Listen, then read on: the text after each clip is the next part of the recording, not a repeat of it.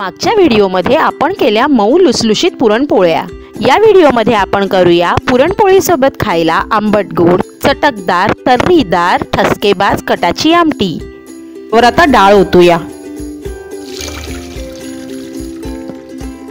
डाळ गाळून झाली आहे आणि पाणी खाली पातेल्यात जमा झालंय। या पाण्यालाच कट म्हणतात। याची आपण आमटी करायची आहे। कटाची आमटी करण्यासाठी मी हा कट काढून घेतलेला आहे। आपण पुरणपोळीच्या रेसिपी मध्ये बघितलं होतं की कट कसा काढायचा ते। हा माझ्याकडे एक पातेलं भरून कट आहे। या व्यतिरिक्त मी इथे घेतलेत अर्धा कप सुक्या खोबऱ्याचे तुकडे, 1 टेबलस्पून जिरं, 2 टेबलस्पून चिंचेचा कोळ, 1 छोटा गुळाचा तुकडा, 1 छोटा दालचिनीचा तुकडा, 2 ते 3 तमालपत्राची पानं आणि 10 ते 12 कढीपत्त्याची पानं। या व्यतिरिक्त लागणार आहे आपलं रोजचं फोडणीचं साहित्य। सर्वप्रथम गॅसवर मी कढई ठेवलेली आहे आणि त्याच्यात सुक्या खोबऱ्याचे तुकडे खरपूस भाजून घ्यायचे आहेत। खोबरं लालसर होत आलेलं आहे। आता आपण यात घालूया 1 टेबलस्पून जिरं आणि ते सुद्धा सोबत भाजून घेऊया। जिरं खोबरं छान भाजून झालेलं आहे। याचा खमंग सुगंध सुटलेला आहे। आता आपण गॅस बंद करायचे आणि हे थंड करून मिक्सर मधून पावडर करून घ्यायची। भाजलेल्या जिरं खोबऱ्याची मिक्सर मधून काढून पूड तयार आहे। आमटीसाठी मी परत एकदा सेम कढईमध्ये 3 मोठे चमचे भरून तेल घेतलेलं आहे। कटाच्या आमटीला वर कट येण्यासाठी तेल थोडं जास्तीच लागतं। आता तेल गरम झाल्यावर यात घालूया आपण दालचिनीचे तुकडे, तमालपत्राची 2-3 पानं घालूया। दालचिनी तमालपत्र लाल झालेलं आहे। आता गॅस बारीक करून आपली नेहमीची फोडणी घालायची आहे। मोहरी मस्त तडतडते तेलात।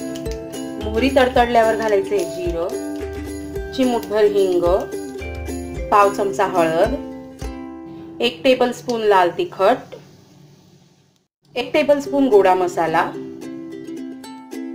मी हा बेडेकरांचा गोडा मसाला वापरलेला आहे। याने आमटी भाजीला खूप छान चव येते। एरवी सुद्धा रोजच्या आमटीला, मसाला भाज्यांना, भरल्या वांग्याला हा गोडा मसाला वापरला तर त्याची चव खूपच वाढते।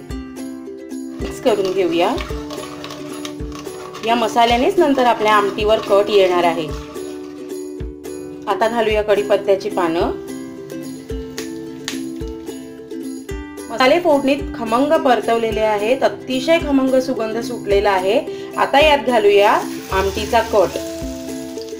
फ्रेंड्स, तुम्ही बघू शकता वर किती सुरेख कट आलेला आहे, मस्त तवंग आलेला आहे आणि जसजशी ही आमटी उकळत जाईल तसतसा या कटाचा रंग अधिकच खुलत जाईल। आता यात घालूया चवीनुसार मीठ, चिंचेचा कोळ। आंबट घातल्यावर त्याला मारक म्हणून गोड घालावंच लागतं, म्हणून थोडासा गुळाचा खडा। आता आपण यात घालूया जिरं खोबरं भाजून केलेली पूड।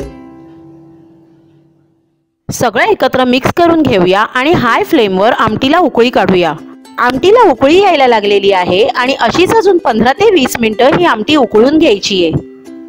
जसजशी ही आमटी उकळत जाते तशी मसाले मिक्स होऊन रंगाने आणि गंधाने खुलत जाते। आता या क्षणी खमंग सुगंधाने माझं घर घमघमतंय। 15 ते 20 मिनिटं झालं आमटी मस्त उकळतेय। सगळे मसाले छान एकजीव झालेत, मिक्स झालेत आणि घरभर नुसता सुगंध घमघमाट पसरलाय। आता या स्टेजला आपण गॅस बंद करूया।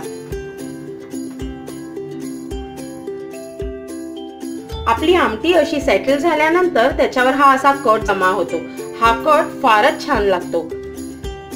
वाढायपूर्वी कोथिंबीरीने मस्त गार्निश करून गरमागरम आमटी पोळी आणि भातासोबत सर्व करा। सो फ्रेंड्स, हा व्हिडिओ तुम्हाला कसा वाटला मला नक्की लिहून कळवा। हा व्हिडिओ तुम्हाला आवडला असेल तर त्याला लाईक करा, तुमच्या फॅमिली आणि फ्रेंड्स सोबत शेअर करा आणि अशाच इनोव्हेटिव्ह रेसिपीज बघण्यासाठी माझ्या चॅनेलला सबस्क्राईब करा।